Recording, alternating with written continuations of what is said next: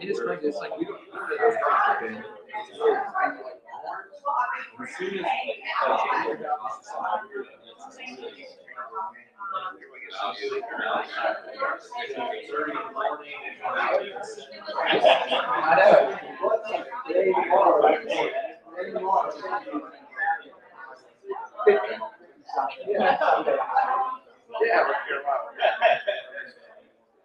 Oh, yo-yo.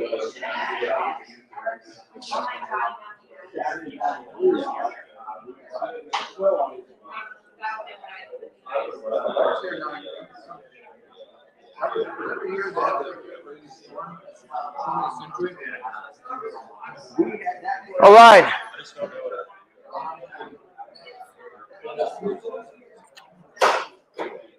Good morning, everybody.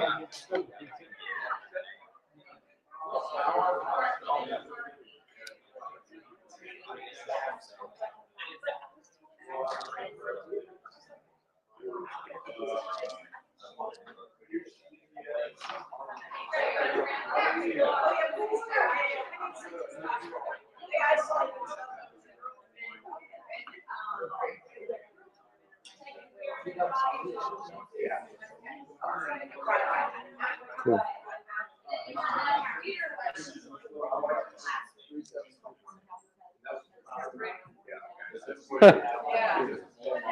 I'll bring what I got.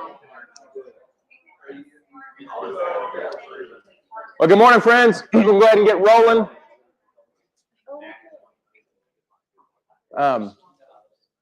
Happy Thursday, everybody. Welcome to Faith in Business. It's good to see so many familiar faces. Got some new faces in the crowd as well. For those who've been making an effort to invite new folks and just put this on your calendar as an intentional part of your life, it means a lot to me, to us, and really thankful for this community that the Lord continues to build, and excited to see as He continues to do so. Want to go ahead and just dive right in today. For those who are new, just to kind of give you an understanding of how this works, we tend to like the opportunity to fellowship and network. I mean, everybody here is in business either for themselves or they have a business they're very passionate about. So it's an opportunity for you to connect on those levels with other people in our city who share some of the same convictions that you do. That's why it's Faith in Business, trying to bridge that gap between what we call faith and what we call business. This is a function of our organization, nonprofit, called the Life Center, which is really about discipleship and helping people uncover their purpose. It's a way for us to reach out into the community, to make ourselves available. And we also have our organization Fearless, which is coffee and cottage industries to help support the work we do. I'll share more about that later, but my name's Matt Ham, and I really appreciate you guys being a part of this. After the kind of social time, we'll have a kind of a devotional style teaching, and then allow you all to talk about this around the table, and then always available after if anybody wants to talk further. So before we kind of dive in, I want to jump in prayer today.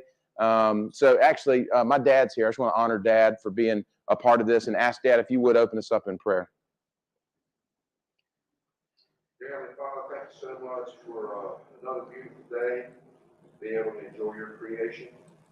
God, just help us to use our eyes to see what you got us to do on a daily basis. God, the people that are in business, help them to shine your light to everyone they come in contact with. God, just watch over us as we go into your world. Thank you so much for this morning and every morning. God, just be with us. We praise you for everything. All these things we ask you in. Amen. Amen. Thanks, Dad. Also, too, this is Morgan behind the counter. Morgan is a dear friend of ours. She helps put this together every time. And so be kind to Morgan and thank her for the work that she does. And we are gracious for and grateful for Waterman's at allowing this to kind of be our little home, if you will, away from our homes. All right. So today, the question to lead off is your joy worth fighting for? And y'all all know, for those who have come, I always come at these from a very raw place. Nothing's produced, nothing's rehearsed. This is just as the Lord has been leading me in whatever season of my life. And I feel like making it applicable and bridging the gaps to where folks are in their own lives and in business. And I will say that this season of my life has been one of the most difficult that I've walked through. I know I shared that back in December with coming off of being sick. We've just been through a lot of stuff personally in our family. And I have realized that a lot of what I have been navigating is a loss of joy. And so I have been waging war for joy and trying to relearn what waging war for joy actually looks like. And I realized in some deep, kind of conversation and letting the Lord speak is that I have almost been experiencing what I would call a circumstantial depression. Not depression in the sense of something's, chemically going on in my brain, but just I have given myself away to the circumstances around me and allowed those circumstances to then affect what it is that I believe and what it is that I feel. And it's really been about a 2-year journey, honestly. And so as I look back at that, I was just really allowing the Lord to kind of speak into my life. And he was very gentle at just saying, this is your joy, right? And we have promises from God that joy comes with the morning. So that joy of the Father is not an exhaustible resource. That with every day, joy is present. And so a lot of times I think we fall into the trap of forgetting what joy is. We think it's exhaustible, or we think it is affected by circumstance. And so we don't fight for it. We don't own it. We don't live in it. And I've said this before. If you call yourself a Christian, Christian people should be the most joyful people on the planet. Period. You have been redeemed by a Father that knows you, by a Father that made you fearfully and wonderfully and knew you in your mother's womb, who goes ahead of you, who stands behind you, who gave his Son and poured his blood out for you, that you might live in this place for his glory, and you have eternal promise for a home. And if that don't give you joy, you ain't going to get it. But the truth is that we in modern kind of Christianity have allowed joy to become circumstantial and faith to become duty and habit. And so we walk around going, oh God, I don't want to mess this one up. Or we go walking around going, oh, they messed this up. And so we live with this anger, resentment, and negativity and do not embrace the character of the Father at all. And so when we present ourselves in this way as a Christian people, no wonder people don't want to be involved with the Father or be a Christian. Because they're quite frankly miserable. And all they do is complain or throw rocks at people or tell, oh, my life is so terrible. We walk around like as if it's like suffering is part of the Christian life, but we almost wear it as this badge of honor, just to kind of like, oh, my lowly state, just the servant of God to just be beat upon until he comes back. You know what I mean? Like, that's not the posture. So I have come to kind of some conclusions and some things in my life that my joy was under attack. And so if the enemy, right, if there is an active enemy waging war against God's purposes and God's people, right, the thief came to steal, kill, and destroy. What is he here to steal, kill, and destroy?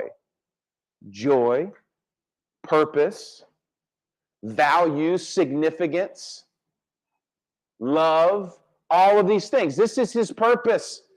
So he wakes up on the daily going, hey, I'm coming after that. And if we let our guards down for a moment, that's when it gets into our heart and we all of a sudden go, whatever, and we rage, and then we cycle through these things. And so I had this picture this morning about all of these different things waging war against our joy, whether it be bad news, whether it be fear, whether it be misplaced hope. How many times have we thought something was going to happen and it didn't happen the way we thought it was going to happen? And so then all of a sudden we have no joy because we're waffling in this place of going, well, I thought I heard God say this, or I put my hope in this, and this actually didn't happen that way. I'll never forget one of the most transformational books that I read kind of about 7 or 8 years ago in my journey to like spiritual awakening was Man's Search for Meaning by Viktor Frankl. And Man's Search for Meaning is a story of Frankl, who was an Austrian, I think, physician, and he was imprisoned in Auschwitz because he was actually helping Jews avoid Nazi rule. And what he did in Auschwitz, in these concentration camps, is as a psychologist, psychiatrist, whatever type of physician he was, he observed people and how they dealt with one of the most hellacious environments in the history of our world. And he said it was interesting to him that more people died after Christmas in like 43, 44, whenever that would have been, because they thought the war will be over by Christmas. And when the war wasn't over by Christmas, they gave up. They quit. And that is this picture of misplaced hope. You see, when we place hope that God's going to do something the way we think it's going to be done, and it doesn't happen that way, then joy is robbed of us. And that's how the enemy gets a foothold. Another thing is a lack of peace, just a sincere lack of peace. A stressful environment is going to rob you of joy every time. How about unfulfilling work? You know how many people I talk to who go, I hate what I do. How do you find joy if you're doing something you hate? But again, in the nobility of modern